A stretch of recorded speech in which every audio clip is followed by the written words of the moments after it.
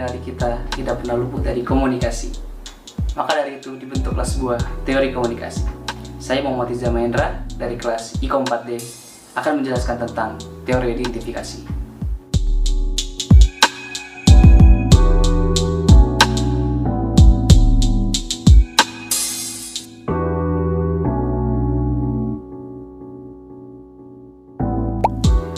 Teori identifikasi itu adalah sebuah perilaku manusia yang seolah menyamakan dirinya dengan seseorang. Namun persamaan berikut tidak identik. Persamaan berikut itu adalah sebuah model dari komunikasi.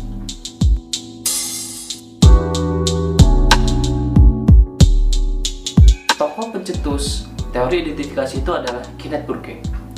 Kenneth Burke pada kurun waktu 50 tahun yang lalu, ia dianggap oleh para ahli, yaitu raksasa para ahli teori simbol. Maka dari itu dibentuklah sebuah teori identifikasi.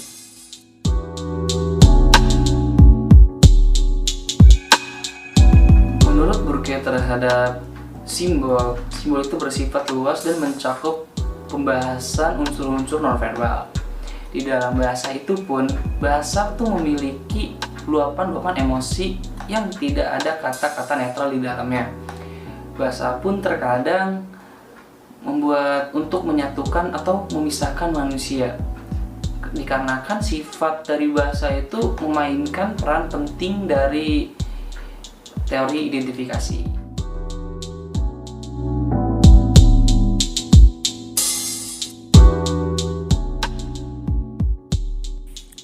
Pengembangan teori yang saya dapat dari teori identifikasi ini itu adalah konsubstansialitas merupakan identifikasi satu arah yang diciptakan di antara manusia. Seperti semakin besar tingkatan kesamaan manusia terhadap sebuah makna, maka semakin besar identifikasinya dan menjadikan cara untuk menghasilkan komunikasi yang efektif.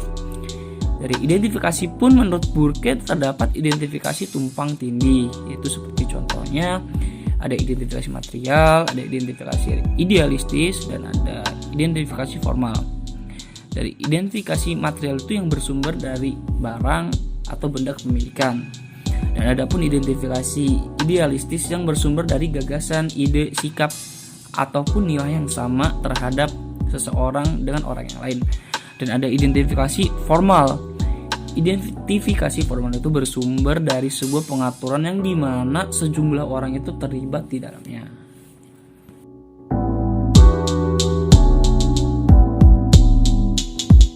Jadi saya akan mengambil contoh kasus dari teori identifikasi ini itu adalah persamaan dari pemain bola timnas Thailand dan pemain bola timnas Indonesia, yaitu Prathum Chutonng dan Zulham Malik Zambrun. Mereka berdua memiliki kesamaan yang sama, baik dari wajah, dari hobinya, dari cara permainannya juga, dan mereka pun sama-sama pemain timnas di negara asalnya. Dan mereka berdua tuh yang sangat mirip itu yaitu dari wajahnya. Walaupun mereka memang tidak ada keturunan saudara kembar atau saudara kandung, namun wajah mereka tuh sangat mirip gitu loh. Nah, ini pun masuk dalam teori identifikasi gitu. Jadi mereka memiliki persamaan, apapun persamaannya, dari wajah, dari sifatnya, dari nilai-nilai mereka dalam kehidupan sehari-hari memiliki kesamaan. Dan namun mereka bukan identik gitu loh, bukan identik, bukan dari saudara kan.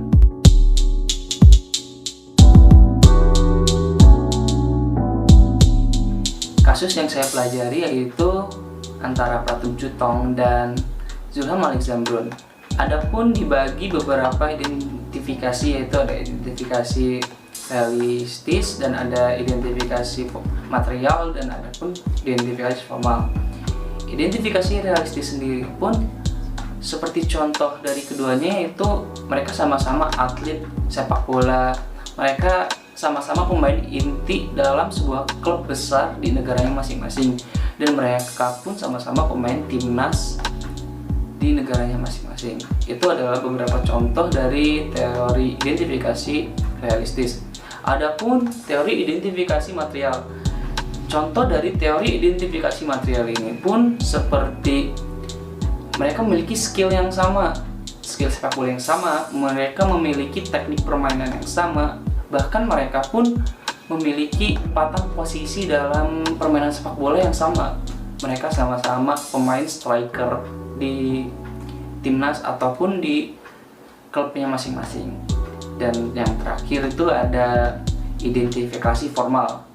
Dan identifikasi formal yang saya dapat, yang saya pelajari tentang kasus ini, yaitu pada tahun 2016 di ajang Piala Sepak Bola AFF 2016, mereka dipertemukan oleh manajer dari timnas Indonesia dan manajer timnas Thailand.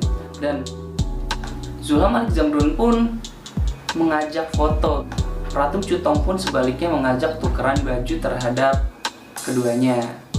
Jadi persamaan keduanya itu sangat-sangat benar-benar ada di dalam teori identifikasi ini. Jadi dalam sebuah teori komunikasi terdapat teori identifikasi dalamnya yang menunjukkan bahwa kehidupan sehari-hari kita itu memiliki persamaan terhadap orang lain. Dan kehidupan sehari-hari kita pun telah diatur atau ada sangkut paut dengan teori komunikasi. Sekian dari saya. Semoga ilmu yang saya sampaikan dapat bermanfaat buat kita semua. Terima kasih. Wassalamualaikum warahmatullahi wabarakatuh.